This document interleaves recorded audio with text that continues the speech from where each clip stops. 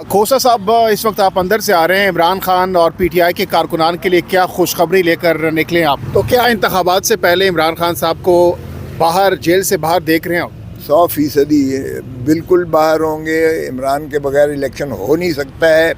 ये जो मर्जी कर लें, ये बादशाह सलामत गिरी कर लें या ये जो है अपना मोहसिन नकवी से ज़मानत ले लें जिसका कानूनन कोई जवाज़ ही नहीं है, या ये जज बशीर से ले लें, एंटी करप्शन जज से, जिसने पहले सज़ा भी की है, जिसने जायदाद कुर्की और ज़ब्तगी के भी नवाज़ शरीफ साहब के सारी जायदादें ज़ब्त की हुई हैं, या जो परपिचुअल वारंट्स निकाले हुए हैं उनकी मुअत्तली भी इन्होंने करवा ली है, और इसी तरह हाई कोर्ट से भी इन्होंने जो है तो क्या अगर इमरान खान साहब बाहर आ जाते हैं तो फिर ये पीटीआई का शिकवा ख़त्म हो जाएगा, लेवल प्लेइंग फील्ड तमाम तर जमातों को मिल जाएगी? फिर नहीं, वो तो आपने देखा है, सारे ही ये बरहम है इस बात पर कि ये एक तरफ तो रॉयल प्रोटोकॉल दिया जा रहा है, रियासती उसको जो है वो बाकी बग्घियाँ ही रह गई हैं, और वो जो है एक दरबार रह गया है जिसमें इंसाफ की घंटी बजाना के बादशाह सलामत तशरीफ़ लाते हैं, बाकी यही कसर रह गई है।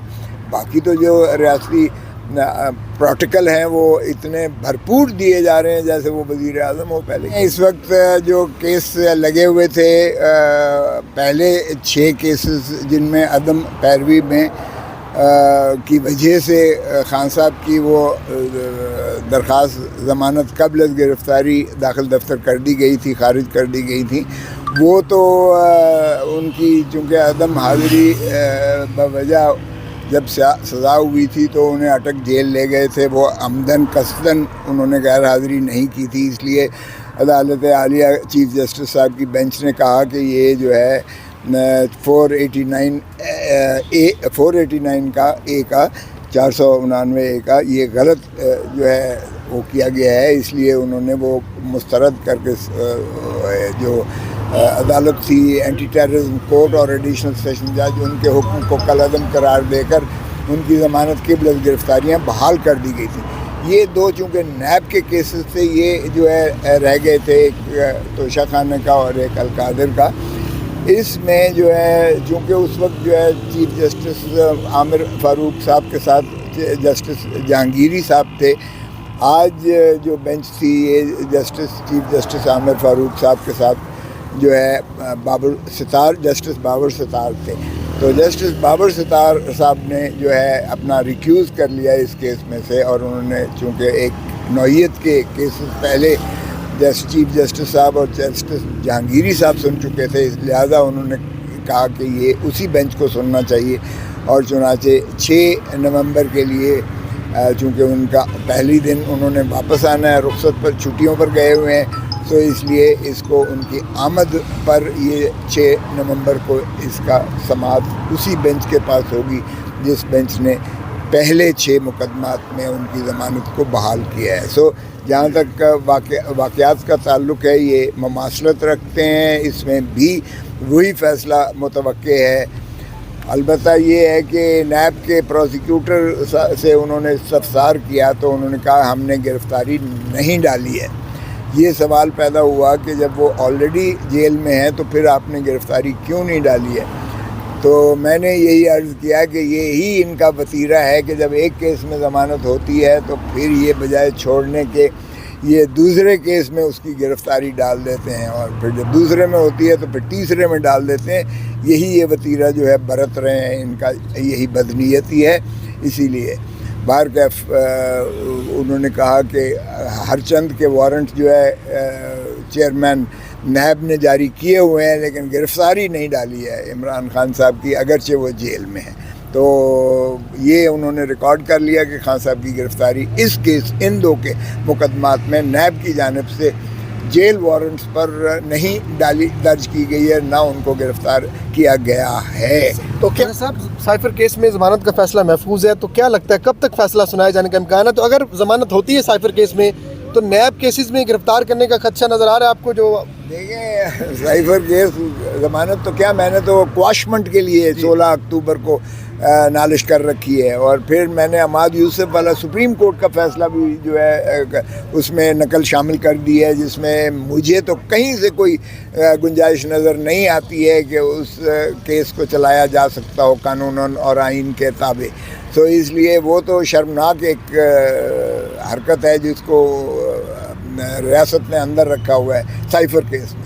دوسرا آپ کی بات یہ ہے کہ نیت ان کی چھوڑنے کی بالکل بھی نہیں ہے، تا وقت کہ عدالت سے بھرپور انداز سے جو ہے ان کو بھی وہی انصاف ملے جو ہے نواز شریف کو مل رہا ہے. اچھا خوسا صاحب، لاسٹلی بتائیے گا کہ اگر عمران خان صاحب نکل آتے ہیں باہر، ان کی رہائی ہو جاتی ہے اور الیکشن میں انتخابات میں حصہ بھی لے لیتے ہیں، لیکن جو اہم کابینہ کے ان کے ارکان تھے وہ تو دوسری پارٹی میں چلے گئے ہیں، تو کون الیکشن لڑے گا پی ٹی آئی کی طرف سے؟